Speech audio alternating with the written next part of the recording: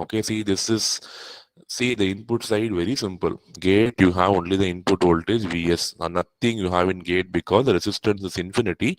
So the gate terminal is opened out. Drain side, this you will get by default GMVS because of your trans conductance of your MOSFET. You will have the drain resistance RD, the resistance of your channel. I hope you recollect the operation of it. In fact, the conduction happens through the channel.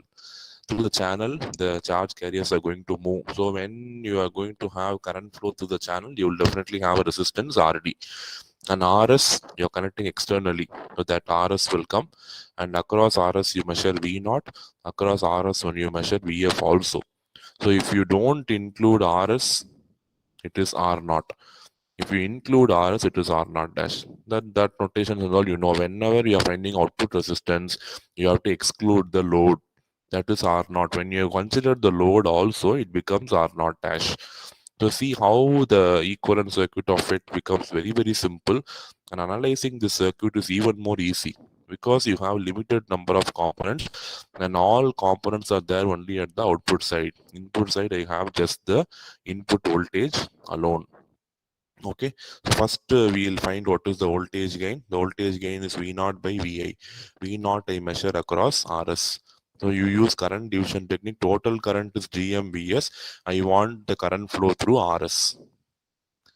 I want the current flow through Rs. So it is GMV, some, see, you can write it as GMVS or GMVGS because Vs is applied between gate and source. So some books refer Vs as VGS also. Both are correct. Okay, see here, GM VGS into opposite resistance is RD divided by opposite resistance plus that resistance. So GM VGS into RD by RD plus RS is the current. So voltage is current into resistance. So you are going to multiply that value by RS. So GM VGS into RD into RS divided by RD plus RS into VI. VI is VS. We also call VS as VGS. So I can substitute VS or VGS. So VGS and VGS will get cancelled. So it is GM into RD. You know, GM into RD is mu. It is the amplification factor in FET.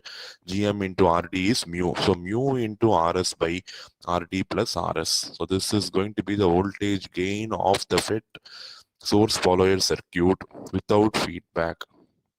I am not considering feedback. I am just finding out what is the voltage gain of common drain or source follower circuit.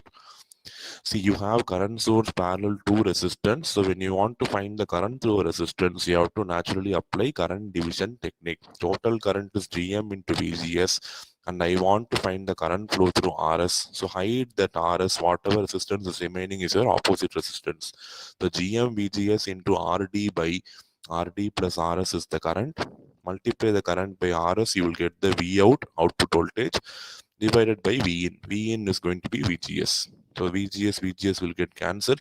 GM into RD is mu. So you get mu RS by RD plus RS. So immediately after finding AV, you find D. D is equal to 1 plus beta into AV. Beta, you know, it is 1. AV value we got. So substitute the value of AV, take LCM and simplify and have it. Because all the values, whatever we find, will be dividing by D. D is called as the D sensitivity. D is called as the D sensitivity of your FET. Now voltage gain with feedback, you know, beta value is 1 because across RS you take both V0 and VF. So AVF equal to AV by D. So AV value we have, divide AV by D. So you can see denominators will get cancelled.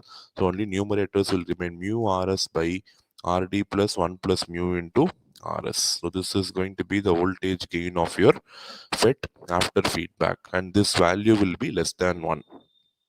You see, numerator you have mu RS, denominator you have mu RS plus some extra terms. So definitely you can conclude that AVF value is very much less than 1.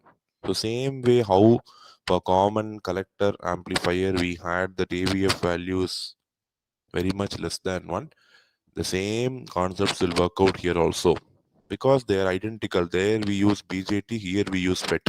There we use common collector amplifier, here we use common drain amplifier. There it is called as emitter follower, here it is called as source follower. So nothing else, the concept will not change, everything is going to be same. So once you find AV, immediately find D because beta and AV are known to you. Once you know AV, you can find AVF. So AVF equal to AV by D, and you can divide the two fractions and simplify to